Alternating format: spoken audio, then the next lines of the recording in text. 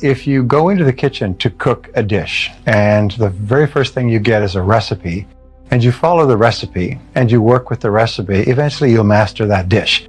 Once you've mastered it and made it a few times, you can make the dish over and over again and you'll remember the recipe. You don't have to keep going back to the recipe book. Now, if somebody says, boy, that's really delicious, you don't say, well, it's a miracle, like something out of voodoo. No, you just followed a proven recipe that had been worked out by people before you. And that's basically the secret of success. If you want to be successful in starting a business, then you study what people have learned, and everything that people have learned they've written down or shared in seminars or put onto audio programs is, I learned this from a very wise man named Kopmeyer, who spent more than 50 years studying success. And he had developed more than 1,000 success principles that he had derived out of something like 6,000 books. And when I met him, I asked him the question you would ask. Of all these 1,000 principles, because I had studied it all, which is the most important principle of all? And he said, Brian, he said, it's simple. He said, use proven success methods. He said, learn from the experts. He said, Brian, you'll never live long enough to learn it all for yourself. So what I find is that successful people are those who learn from others who've gone before them. Unsuccessful people try to make it all up, like a cook going into the kitchen, taking ingredients out of the cupboards, throwing them all in a bowl, and wondering why it doesn't taste good. This is why people's sales careers, why 80% of salespeople are functioning well below their potential. Only 20% make all the money. Why 20% of businesses in any industry make all the profits. Why 20% of the professionals in any service make 80% of the money, and so on. It's because they follow proven success principles, proven recipes, proven formulas, proven combinations, and they just do them over and over again until they master them. Then they can do more and more of them, faster and faster, easier and easier, at a higher level of quality. And all that translates into greater results. We are where we are and what we are because of the choices and decisions that we have made in the past. Choices and decisions with regard to the jobs we take, the people we work with, the people we marry, live with, socialize, the investments we've made, the uses of our time, and so on. We are where we are and what we are because of our choices and decisions. So the starting point of change in our life is to make new choices and decisions, which requires that we stop making old choices and decisions that are not helping us. In other words, to get into something new, you've got to get out of something old.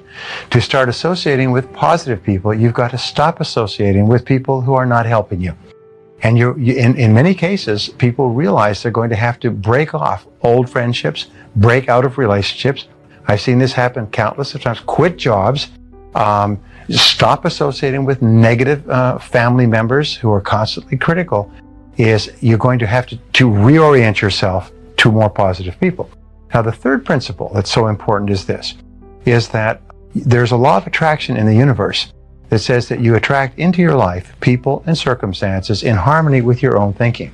So if you start to read really good material, set goals, commit to your own personal development, strive to become good at what you're doing, listen to positive audio programs, associate with positive people like at this seminar, what happens is you set up a force field of energy that is invisible, but it attracts into your life people, circumstances, possibilities, opportunities that would not have been there in the absence of your own changed thinking. So all three conspire.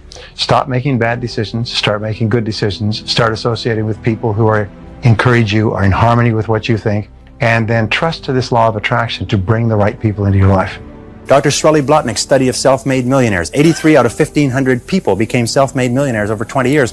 He found that the one quality that they all had in common was that they picked work that they loved, they specialized in that work, they became very good in it, and they eventually became paid very well for it, and then they held on to the money. I throw that last one in because I know a lot of you can relate to that. They held on to the money. They didn't gamble or speculate. They were very conservative with their money. They got paid more and more, and they held on to it. One of them started off cleaning toilets on the night shift for an airline, and today he's the president of the airline and makes $1,950,000 a year. He's been with the airline for 35 years, but it's not difficult to become a millionaire when you're making $1,950,000 a year. Even with taxes, you can still do pretty well. He found that the quality that separated these people from the ones who struggled for 20 years and weren't much further ahead than when they started was that they became totally absorbed in their work, totally committed to their work. They lost themselves in their work, and when they lifted up their head about the age of 43, 44, their accountant told them, by the way, you're worth over $1 million now. Did you know that? Most of them became wealthy without even knowing it. And so it's important that you find the work that you can commit yourself to. It's important that you find the relationship you can commit yourself to. And if you are an employer and you have people working for you who are not committed to their work, these people are like rotten apples in a barrel. I have found that people who are not committed to their jobs are people who will always cause trouble within an organization. And the people who are committed, you don't have to be the most talented, and you don't have to be the best looking, you don't have to be the best educated, but if you're committed to your work, you'll do more than all the people with all of those blessings. So commitment is important. Helen Keller said this beautifully. She said, life is either a daring adventure or nothing at all. That the tendency, she said in the earlier parts of this statement, she said the tendency to seek security is the low road to failure.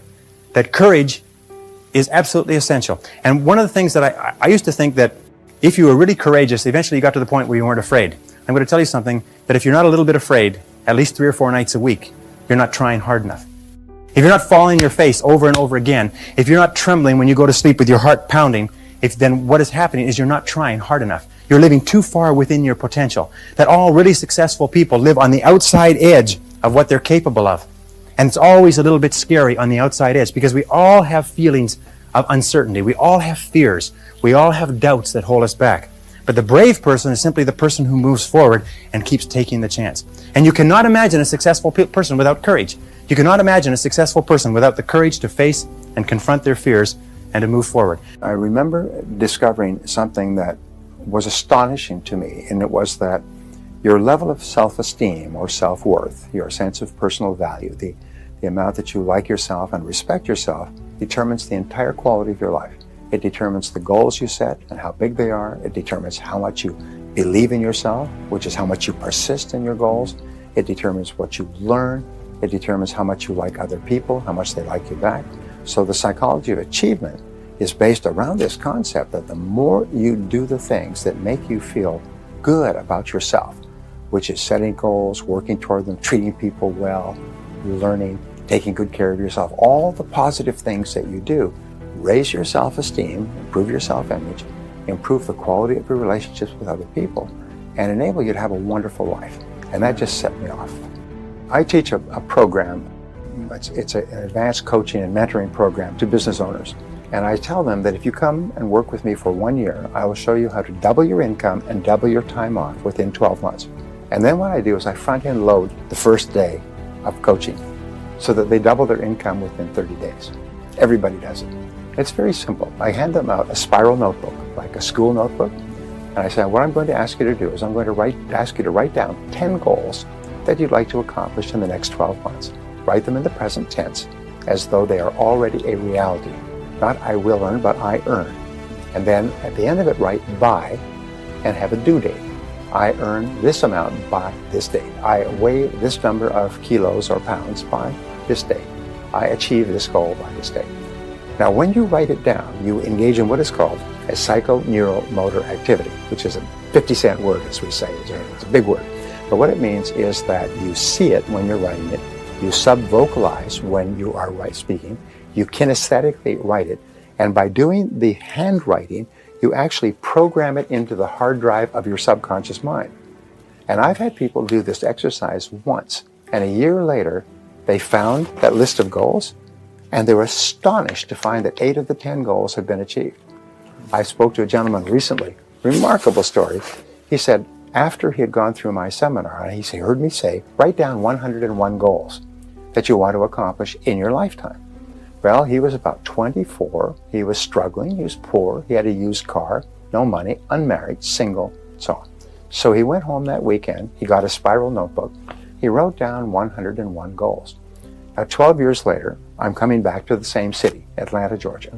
And so he came to my seminar, and he said, I have to talk to you. He said, because 2 weeks ago, I was going through my papers, and I found that notebook. And I said, there's that notebook I wrote so many years ago. And he took it out, and he said, I wonder how I did. And so he began looking, and he took out a pen, and he began ticking off the 101 goals. So, yes, I achieved that, and I achieved that, and I achieved that. He said, Brian, and he started to cry. He started to shake. He said, Brian, I had achieved all 101 goals in 12 years. One of my goals was to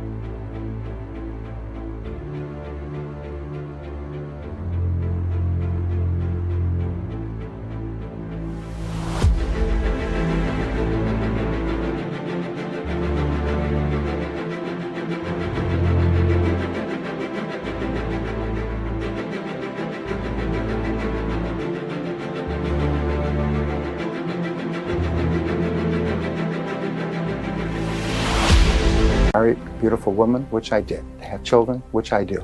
To start my own business, which I did. To become a millionaire, which I am today. To own a new Mercedes, which I have. To put my children in private schools, which I did. To travel around the world, to learn a language, to sing a song, to learn to speak, he said it was unbelievable. He said, not 100, 101 goals had been achieved in 12 years. He said, and it was overwhelming to him. He could not believe it because I had told him, if you write them down, it's like programming them into your subconscious mind, where they then begin to work 24 hours a day while you're doing other things.